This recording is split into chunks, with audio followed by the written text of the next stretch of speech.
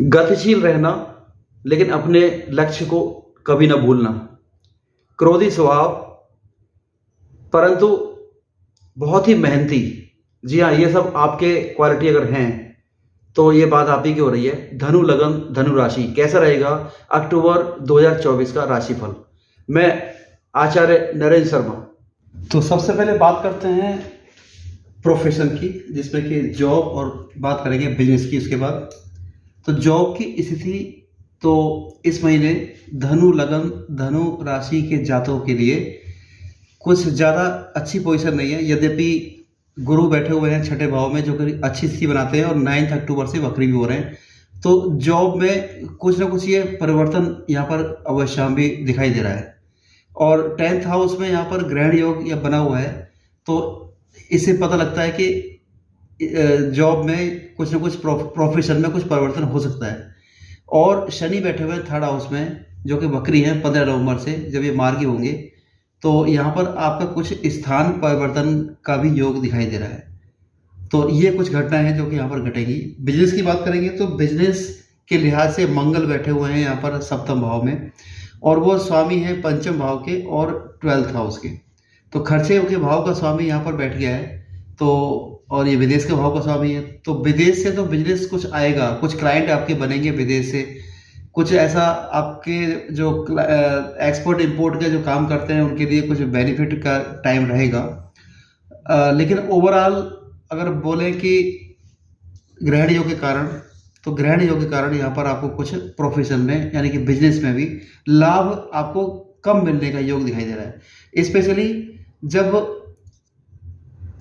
कन्या राशि का जो स्वामी है बुध, वो 10 अक्टूबर को जब ये लाभ की भाव में आ जाएगा, और 17 अक्टूबर को सूर्य भी यहाँ पर लाभ भाव में आ जाएंगे, तो उसके बाद कुछ स्थिति कुछ बेटर दिखाई देगी। और लेकिन मंगल यहाँ पर 20 अक्टूबर को अष्टम भाव में आ जाएंगे, तो यहाँ पर आपके इस दौरान 20 अक्टूबर के बाद में कुछ जोश में कमी आ सकती है। आपके कुछ जो आत्मविश्वास है वो थोड़ा गिर सकता है, और ये आपको कुछ अपने आप को कुछ परफॉर्मेंस ऐसा फील होगा कि मैं जो जितनी मेहनत कर रहा हूँ उसका रिजल्ट नहीं मिल पा रहा है। तो ये कुछ इस तरह का कुछ मिक्स इनफैक्ट आपका जो है कुछ अनुभव रहेगा इस अक्टूबर के महीने में।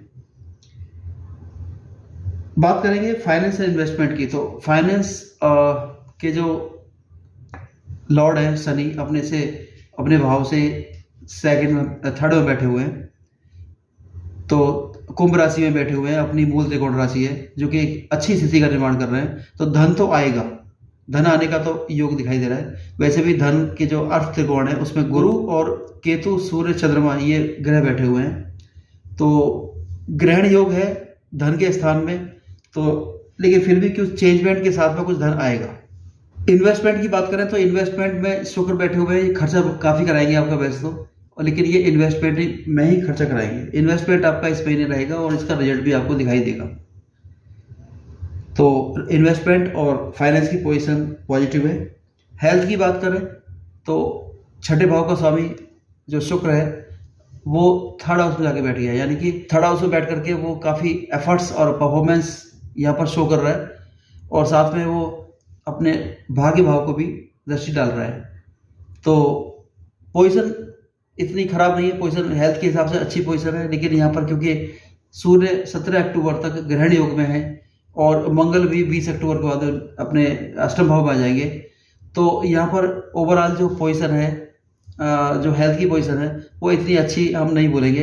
कभी कभी आपको कुछ प्रॉब्लम आ सकती है हेल्थ से रिलेटेड, तो आप तुरंत डॉक्टर के पास संपर्क कीजिएगा। और लगन का जो स्वामी है लग्नेश, वो भी वक्री होने वाले हैं 9 अक्टूबर से, तो ये भी एक अच्छी स्थिति नहीं है। वैसे भी जो है लगन का स्वामी जब छठे भाव में बैठ जाता है तो ऑटोमेटिकली वो जो है व्यक्ति रोगग्रस्त हो जाता है।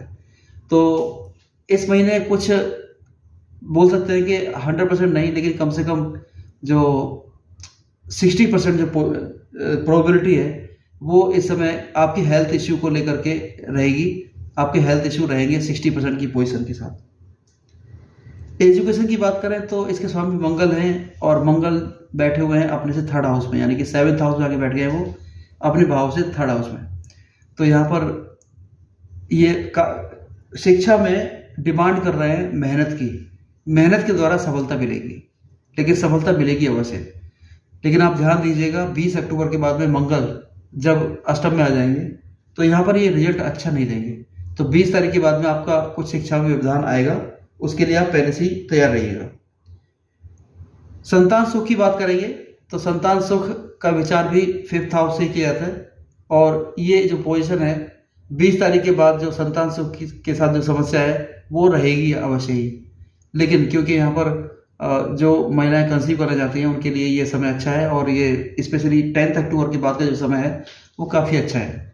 लेकिन 17 अक्टूबर के बाद में सूर्य जब यहाँ आ जाएंगे तो आप ध्यान रखिएगा, क्योंकि यहाँ पर वो उनकी दृष्टि 5th हाउस पर रहेगी, और यहाँ पर ये कुछ मिसकैरेज का कुछ योग बना सकते हैं। तो कम से कम 17 अक्टूबर के बाद में थोड़ा सा सावधान रहिएगा, और ये करीब 16 नवंबर तक ये यही रहेंगे, तो तब तक के लिए आपको सावधान रहना पड़ेगा। मैरिड लाइफ की बात करें तो मंगल बैठे हुए हैं मैरिड लाइफ के लिए शत्रु है यहाँ पे। 20 अक्टूबर तक तो यही बैठे रहेंगे, तो ये एक तरह से मैरिड लाइफ को डिस्टर्ब करने का काम करेंगे। 20 अक्टूबर के बाद भी जब मंगल इधर आ जाएंगे अष्टम भाव में, तो कम से कम मैरिड लाइफ के लिए तो समस्या खड़ी नहीं करने वाले हैं।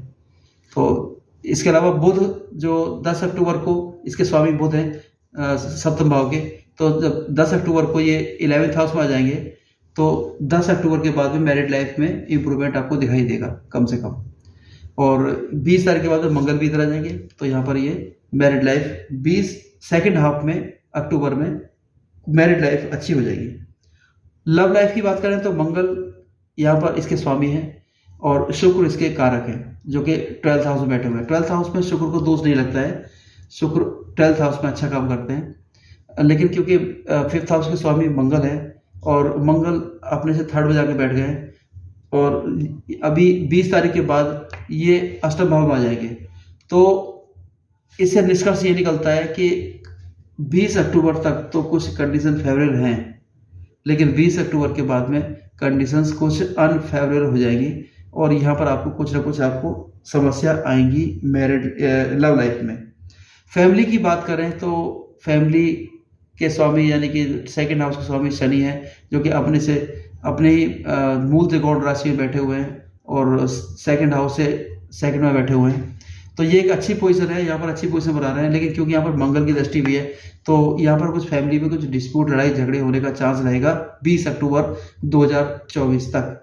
और साथ में आपकी जो वाणी है वो भी थोड़ी सी कुछ कठोर हो जाएगी, तो ये भी आप थोड़ा सा ध्यान दीजिएगा।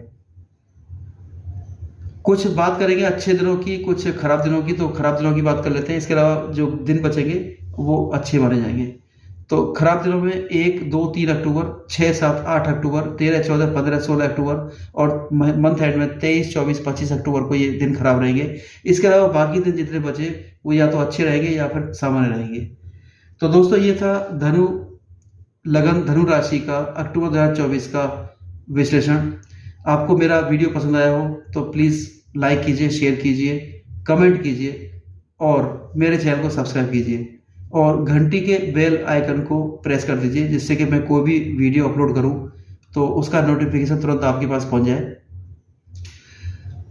अगर आपका कोई सजेशन हो, कोई भी आप इम्प्रूव करने के लिए सजेशन देते हैं, तो मैं आपका आभारी रहूँगा, क्योंकि पहले भी कई दर्शकों ने अपने सजेशन दिए, अपने सुझाव दिए, और उन सुझावों को अमल में करके चेंज करके मैं इम्प्रूव किया, और वीडियो आज जो आपके सामने दिखाई दे रही है ये पहले से कुछ बेटर दिखाई दे रही है। तो दोस्तों इसी के साथ अगले वीडियो मिलते हैं, तब तक के लिए जय माता दी।